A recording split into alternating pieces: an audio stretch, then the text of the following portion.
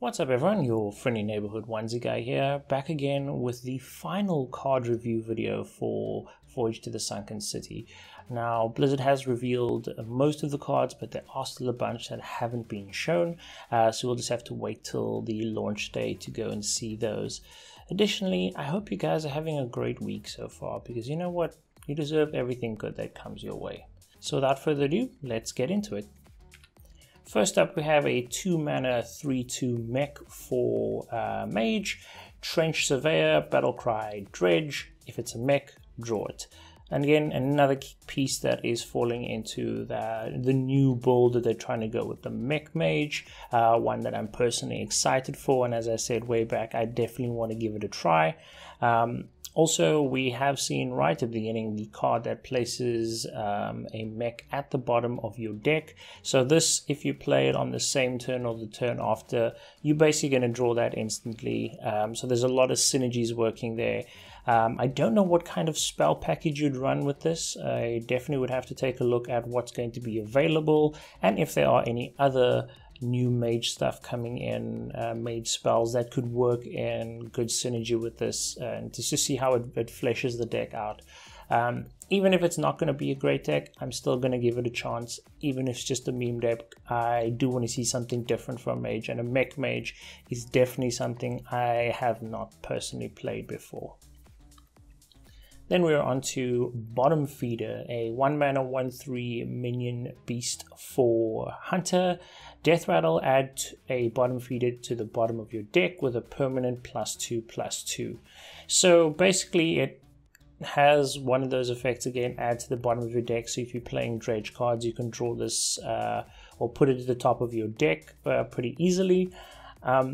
I'm thinking, obviously, the way the card is worded, that, you know, the bottom feeder that is at the bottom of your deck next will still have the same death rattle, same cost, just boosted stats, which is great because we have not seen a really good beast hunter in a while. And for me, in essence, hunter, the beast archetype for hunter is what it was good at as its core. I don't think I've seen a really good beast hunter since I played, or beast cross spell hunter, since I played the Vulcan hunter way back when Vulcan was still in standard.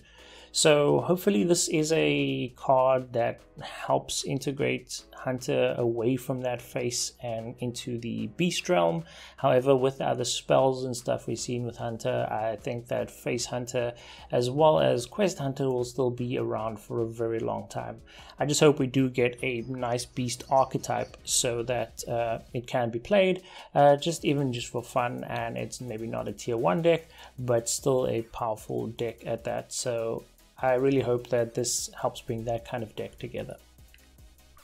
This is actually a card that I missed on the last review, and it's kind of fateful that I did because the final card for today actually ties in with this one. So this is a 6-mana spell for Warlock, Abyssal Wave. Deal 4 damage to all minions, give your opponent an Abyssal Curse. So very nice AoE for 6 mana, pretty decent. It doesn't say all enemy minions, it says all minions. So, you know, obviously damage is your own, but with Warlock, you know, damaging yourself is all part of the name of the game. So that's not too surprising. And if we look at the Abyssal Curse, it says at the start of each turn, take 0 damage. Each curse deals more damage. Last 2 turns. So it says at the start, so the start of the opponent's turn, they'll take damage depending on how many Abyssal Curses they have in hand. It does have a 2-mana cost, so I'm assuming you'll be able to play it out for 2 mana, like other curses have been in the past. With this, only adding a single Abyssal Curse is a bit concerning, just because you can't really synergize that off so easily. You know, if your opponent only has 1 in hand and they take 0 damage and you can just play it off, it feels like a bit of a waste. However, maybe there's a way to copy this. I think Tamsin is rotating out, so copying shadow spells might be out of the question there. But we'll see what other synergy packages this has, which does bring me on to today's final card, a 5 mana 6/5 minion for Warlock. Zakul, your Abyssal Curses heal you for the damage they dealt. Battlecry, give your opponent an Abyssal Curse. So unfortunately, with the costs of these at base value without any cost reduction, you can't play both of these on the same turn. So that's what I'm saying about having a certain amount of curses in hand at once. Again, if this is a card that actually can't be played out by your opponent, even though it's got a mana cost, that obviously means a lot more and makes this card a lot more powerful. Now, even though Zakul itself says he heals for the amount of Abyssal Curses damage dealt, the Abyssal Curse card itself says it deals damage for each curse. Now, we do have another curse that is currently in standard play that we got with Onyxia's Lair that does fatigue damage when drawn. Now, I don't think it will work this way, that it will increase that damage as well or this damage for those curses as well, but it would be pretty interesting if it does, because having those two together could pretty much send your opponent maybe into an OTK if you've burnt their deck out already, which is basically how that Fatigue Warlock is currently being played. So if you've got that, plus you've given your opponent one or possibly two of these, and that could deal a significant amount of damage and end the game for you.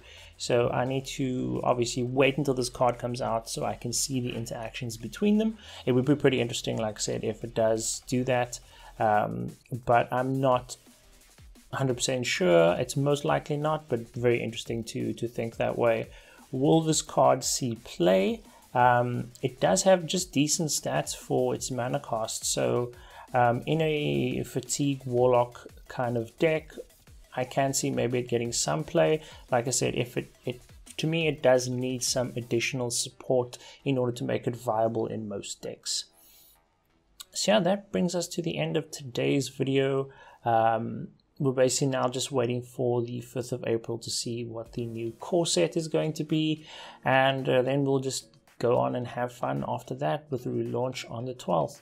So even though this is my last card review video, I will be putting out some more videos throughout the week, just looking back at the past expansions that rotating out, having a look at some of the cards there, and maybe judging how their impact was from face value when we thought it was part, or when they came out, versus how they ended up impacting the metagame in total.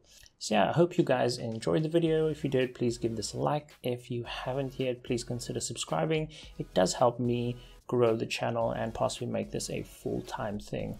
So I hope you have a good morning, good afternoon, and good evening whenever you're watching this from, and I'll see you guys again soon. Bye for now.